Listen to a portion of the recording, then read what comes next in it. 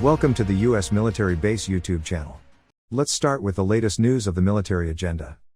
The Ukrainian General Staff reported that the Ukrainian rocket forces and artillery units hit one cluster of Russian military personnel and equipment, a radar station, two electronic warfare systems, an anti-aircraft missile system and an ammunition storage point.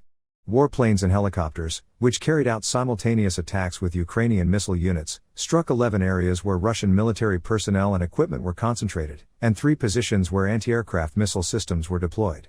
In response to these attacks of the Ukrainian army, Russian forces carried out offensive operations on multiple fronts. Ukrainian forces, who managed to repel more than 60 enemy attacks in total on the Bakhmut, Avdiivka and Marinka fronts, neutralized 520 Russian soldiers. In the last 24 hours, we have witnessed that the violence of the conflicts, especially on the Bakhmut front, has reached incredible levels. In addition, a photo of the M2A2 Bradley IFV supplied by the USA, painted in Ukrainian camouflage colors, has also surfaced online. The author of Ukraine Arms Tracker, which has been tracking the performance of weapons platforms and their delivery to Ukraine since the beginning of the war, claims this on Twitter. Picture shows 2 M2A2 Bradley IFVs. One is painted dark green, and the other is camouflaged in shades of light to dark green. Earlier today, a video of Bradley in desert colors went viral. Various authors claim that this tool is also found in Ukraine. While this is also an estimate, it is highly likely that the video is not from Ukraine, but from Poland, for example, where the platforms were maintained since the beginning of the war before being delivered to Ukraine. The ship carrying 60 Bradleys left South Carolina on January 27 this year. It took 14 days for the vehicles that arrived in Germany on February 9 to set foot in Europe. The transport of these combat vehicles to Ukraine was organized by the U.S. Transportation Command. There was also the sound of explosions from Donetsk city center. Russian sources reported that the Ukrainian army attacked the city with missiles and smoke rose from many different points. Reports indicate that the Ukrainian army carried out 10 attacks on the city using the Smerch and HIMARS missile systems. Videos shared by local sources reveal that Russian air defense units tried to thwart the missile attacks but failed. Russian sources say that the target of the Ukrainian missiles is the Russian military base in the center of the city.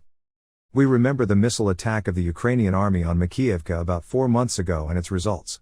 The cities of Donetsk and Makiivka are used by the Russian army as troop and equipment distribution points. Soldiers and equipment deployed in this region are sent to the Bakhmut, Marinka and Avdiivka fronts in case of need.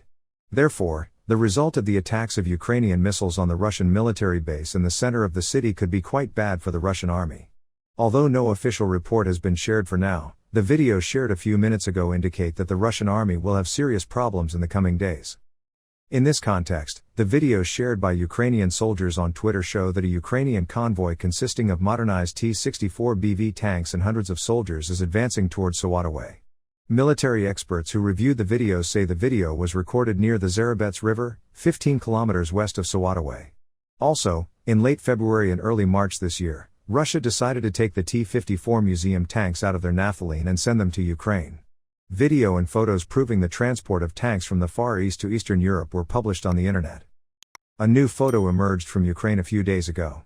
More precisely, it is claimed that the photo was taken somewhere in the Zaporozhye region. A Russian soldier posing in front of a T-55 chassis number 69. How many T-54 tanks can Russia field? There is no exact information, but it is assumed that there are at least a few hundred. It could be thousands. Still, the tank is one of the most produced tanks in the world with over 100,000 tanks produced. Since they arrived immediately after the end of the Second World War, namely in 1948, we can safely call them Stalin's tanks. T-54 tanks sent to Ukraine do not need proof. They will fail. Claims in some Russian media that these tanks will undergo some kind of modernization are probably not true. Simply because they appeared at the front in Ukraine within a month of being spotted. Completely insufficient time to carry out any modernization on them. In addition to the armor, they protect the commander's obsolete day and night sights.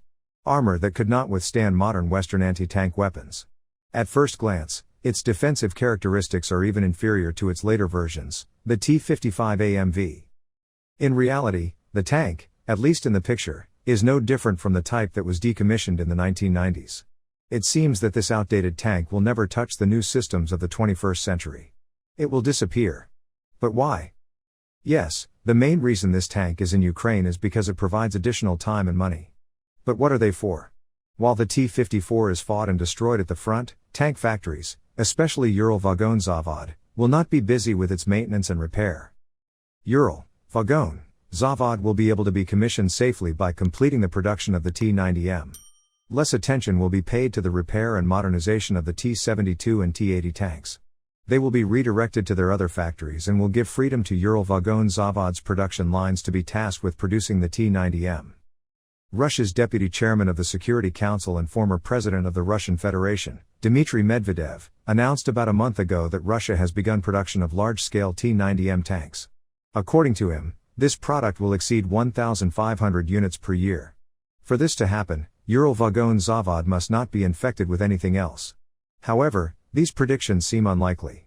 Worse still, the T-90 tanks do not perform as expected at the front. According to the News of Military newspaper, a trophy Russian T-90A tank captured by the Ukrainian army was seen at the training ground in Aberdeen, USA. The Aberdeen Test Center is the Pentagon's premier organization for ground combat and vulnerability testing. Providing critical information to the U.S. military, the center has become a world-class center for testing, training, modeling, simulation and experiments.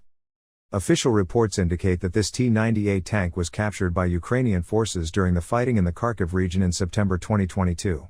The tank belonged to the 27th Separate Guards Motor Rifle Brigade of the Russian Armed Forces. After the fighting in Kharkiv, nothing remained of this Russian brigade. However, it seems that the Russian brigade gave one last surprise to the Ukrainian army. The examination of this T-90A tank by U.S. experts means that all the secrets of the Russian defense industry are about to be revealed.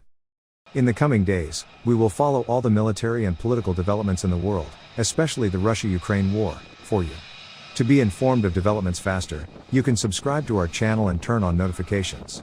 Also, if you like our video and leave a comment, you will make us feel your support. For now, I wish everyone a good day. See you soon.